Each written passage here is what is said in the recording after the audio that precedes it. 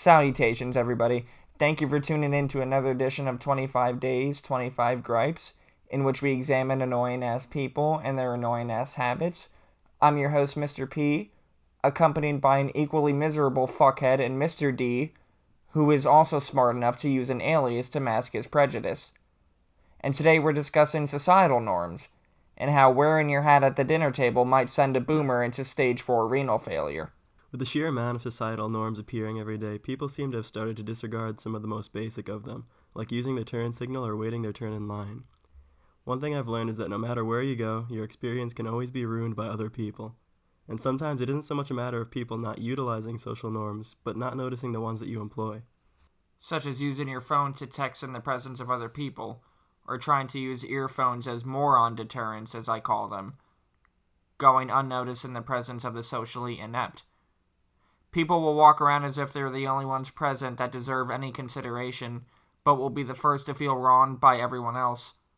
Like it's okay for you to blast your shitty mumble rap music in Walmart, but if I honk my horn while driving past a homeless person, it's the end of the world. This may also be another example of societal discontent, but when I take my hat off at the lunch table, it's for fear of the sensory overload. Whereas Jerry-ass fucking boomer will take his Vietnam cap off because it's the respectable thing to do. But then the smartphone, for example, is such a broad invention that even Googling valuable information such as the world's most supreme hot dog eating champion is seen as disrespectful because of some leathery prick named Gerald who hates if you're not paying any attention to his stories of domestic abuse and oppression in the 1960s. But you already got a dose of Mr. P's gripes with both the ancient and infant generations, but this gripe doesn't have an age limit. Parents that disregard social norms raise children who follow suit, which is creating a new species which is just unpleasant to be around. Walking around the mall can make you feel like you're the only one left in this world with a fluid ounce of common sense and consideration.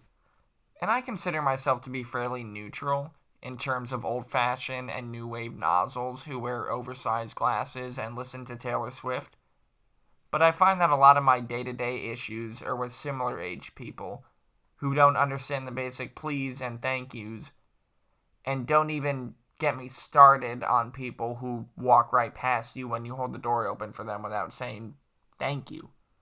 Or the people that'll pass you on the sidewalk just to go slower than you were walking, then decide that they conveniently need to stop in front of you and have a conversation when you're just trying to go home.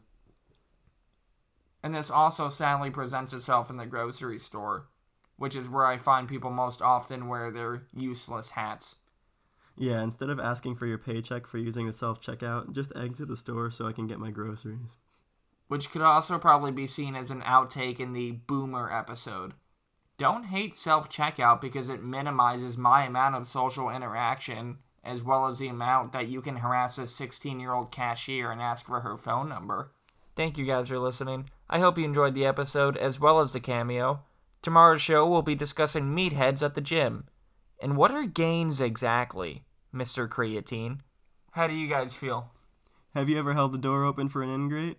Have you ever had a visitor at your house not take their muddy shoes off at the front door?